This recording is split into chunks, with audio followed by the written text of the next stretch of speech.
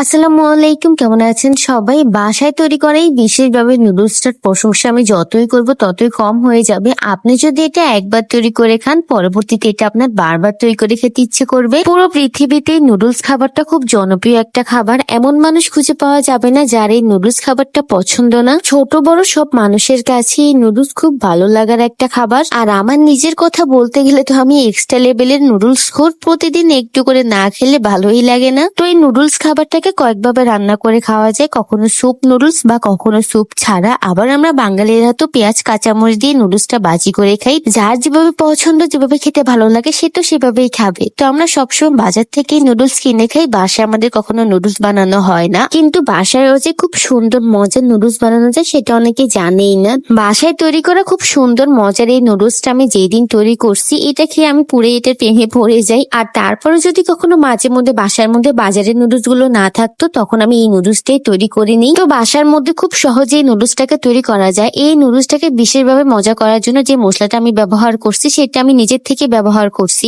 বাসার মধ্যে নুডলস তৈরি করার হাজার হাজার ভিডিও ইউটিউবের মধ্যে আছে, তবে আমি এই নুডলসটা নিজের মতো করেই তৈরি করছি। তো যাই হোক, এই নুডলসটাকে বানানোর জন্য প্রথমে আমি আটা গুলে নিছি, তার সাথে পরিমাণ মতো লবণও দিয়ে দিছি। আটা ময়দা যে কোনো কিছু আপনি নিতে পারেন। তারপর আমি অনেকগুলো পিঠা তৈরি করছি। পিঠাগুলো কিন্তু খুব সফট করে তৈরি করছি। তারপর পিঠাগুলোকে 4 ভাগ করে নুডলসের শেপে খুব সুন্দর করে ছুরি দিয়ে কেটে নিছি। নুডলসটাকে রান্না করার জন্য পেঁয়াজ কাঁচামরিচ সবকিছু কেটে নিতেছি। আমি যেহেতু জাল খেতে একটু বেশি পরিমাণে পছন্দ করি, তাই কাঁচামরিচটা একটু বেশি পরিমাণে নিয়ে নিলাম। তো যাই হোক, এরপর রান্নাটা শুরু করে দিচ্ছি। প্রথমে এখানে ডিমগুলো ভাজি করতেছি। নুডলসের সাথে ডিম দেওয়া এটা মেইন আরেকটা উপাদান, এটার মজাই আলাদা। তবে আমার কাছে নুডলসের সাথে হাঁসের ডিমটা খেতে বেশি ভালো লাগে। তো ডিমগুলো ভাজি করা হয়ে গেলে এরপর হচ্ছে পেঁয়াজ কাঁচামরিচ দিয়ে দিলাম তেলের মধ্যে। এগুলো একটু নাড়াচাড়া করে এরপর দিয়ে দিচ্ছি হলুদের গুঁড়া, মরিচের গুঁড়া, আর তারপরে দিচ্ছি আমার তৈরি করে এই বিশেষভাবে নুডলসটাকে মজা করার মশলাটা। বাসায় তৈরি করা নুডলসের আসল মজাটা পেতে হলে আপনাকে অবশ্যই ম্যাগি মশলা ব্যবহার করতে হবে। যদি ম্যাগি মশলা ব্যবহার না করেন তাহলে আপনার নুডলসটা খেতে একদমই বাজে লাগবে, একটু মজা হবে না এটা খেতে। তো